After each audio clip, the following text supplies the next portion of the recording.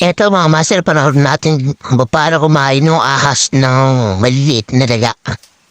Yan. Kasi hindi pa ako masyad nakakita ng mga talagang personal na ito, na kung paano sila kumain. Kaya tignan natin dito kung paano sila kumain. Yan ito mga master, isang tigado nyo. Ganun pala sa kabilis kumain. Kinakagat ka, tapos lupo-lupo, tinakagad, no. Kaya pala ang ahas mga master ay talagang delikado pagka yung nakasalubong mo tapos malaki. Kaya yung kaya ka ng, sabi nila, pagka yung kaya ka dan. Kaya pala mangyayari na yung pupulputa ka bigla. Eh, nakita niya na, no? Tinunok niya na. Ito mga lagat ito mga master na ahas. Ito medyo, kasi medyo mabait, pero ano yan, siyempre ahas yan. Hindi natin pwedeng ipagkatiwala yung buhay natin sa kanila. Kaya kailangan, kahit na paano, mag-iingat ka pa rin kahit alaga mo yan. Yan, ito nga, mga pangatlo na yata itong kain ng palot, pangalawa na. Parang pangatlo na yata. Pangalawa to. Yan, nagatin naman, no? Tingnan niya, mga masay ko, paano nakakagatin yan, ha? Tutuklokin pala, hindi pala kagatin siya, eh. Aso ang nakakagat. Ayan, ito nga, mga masay natin ito, pag tinulong niya, paano gagawin niya rito? Yan, no? Kung nakita ko mababa sa tuhol, paano makatabot sa tingnan, hindi mo lang kung bigla kang susunggaban, no? Yan nga, mga master, ito ang ating tropa, ang mga masa, mahilig siya mag-alaga. Ito kasi ginagamit siya sa siyaw. Kaya nag-aalaga siya ng ahas. Kaya nangyari, medyo nakakatakot na ganda. Kaya lang kung di ka pa sanay siya mga ganito, no? Siya sanay na kasi matagal na siya nag-aalaga nito. Kaya tingnan natin kung paano niya tutuklawin itong, kung gaano nakabilis.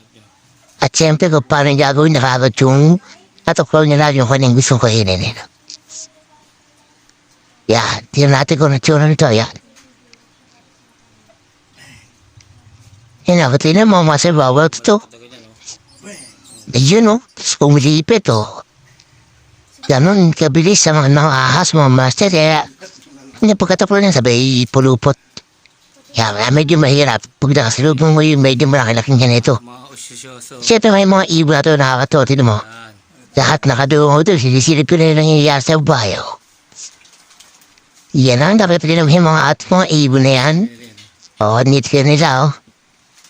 Yan, ito yung mga ibon na ginagamit sa pag-magic, mga master.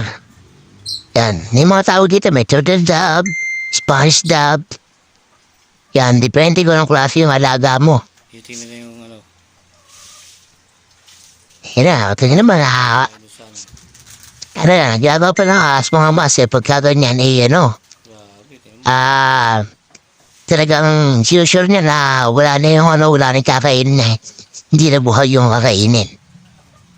Labon siya, runok niya, runok na, pag ganyan, parunok na yan.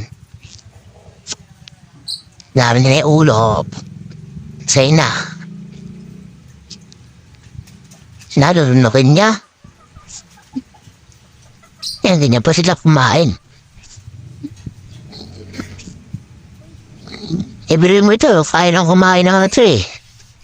Siguro manok, kaya nang kumain ng buong manok. Ang dami na, no? Yung mga, isang kilong manok, baka kaya na lunukin. Kaya ito mga masarap na lunukin niya yung kanyang pagkain. Yan na, oh.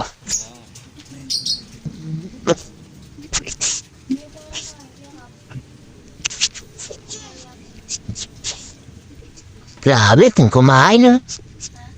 Yan na, mga patlo na yata itong binigay sa kanya.